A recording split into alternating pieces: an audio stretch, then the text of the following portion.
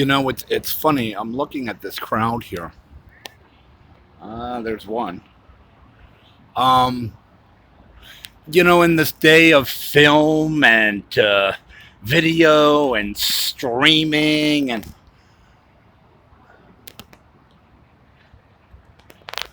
all the horrors that have been caught on tape, certainly over the last decade, there might be a few, whether it's Facebook or police cameras or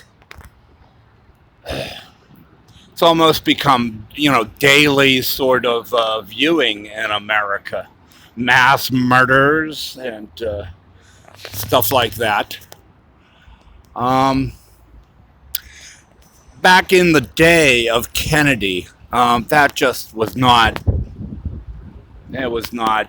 Uh, First of all, it was not capable technologically of showing that.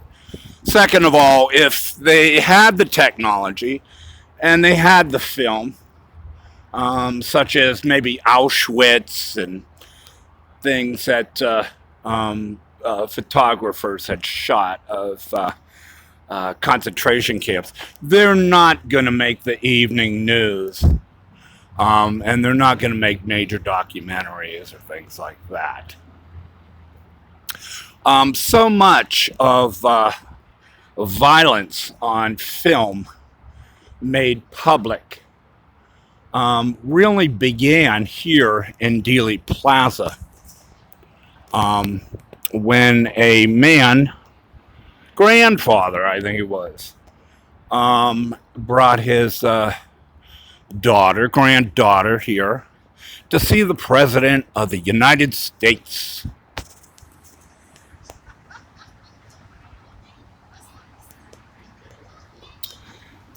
His name was Abraham Zapruder. He had an 8 millimeter camera, and he was going to shoot the president in 1963 terms, not, 1991 terms, or 19, or 2019 terms. He was going to shoot the president as his motorcade came down here. So he stood on that piece of block here and told his daughter to support him when the motorcade made their turn and came down the street. So roll them. So the motorcade comes around and it comes down.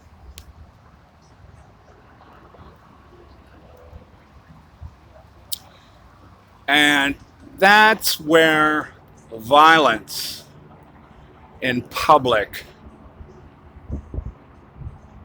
became public. He knew what he had captured. He was in shock. He was in grief.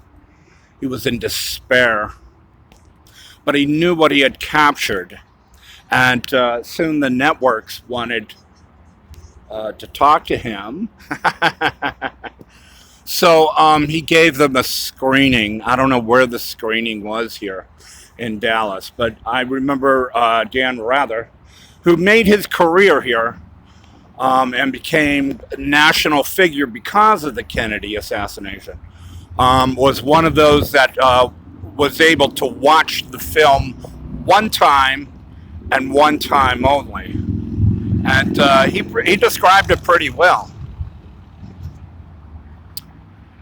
And of course, years and years, they fought over this film, the rights, the stills, and then of course historians had their day with it. But violence in public view really came home to America on this day in January 22nd, 1963. Life magazine picked up rights to Kennedy's head being blown into pieces. Jackie scrambling out of the car. You know, didn't have the whole footage, but had stills that left nothing to the imagination. Of course, films would later come to the homes of Americans all over the world when news reporters like Dan Rather would go to Vietnam and shoot footage in Vietnam and bring that home to the couches, the living rooms, and dining rooms of America. And then, of course, civil rights. When the violence of civil rights broke out. Down here in the South, that everybody knew about, except the North. But once that film got to the North, well, it changed things.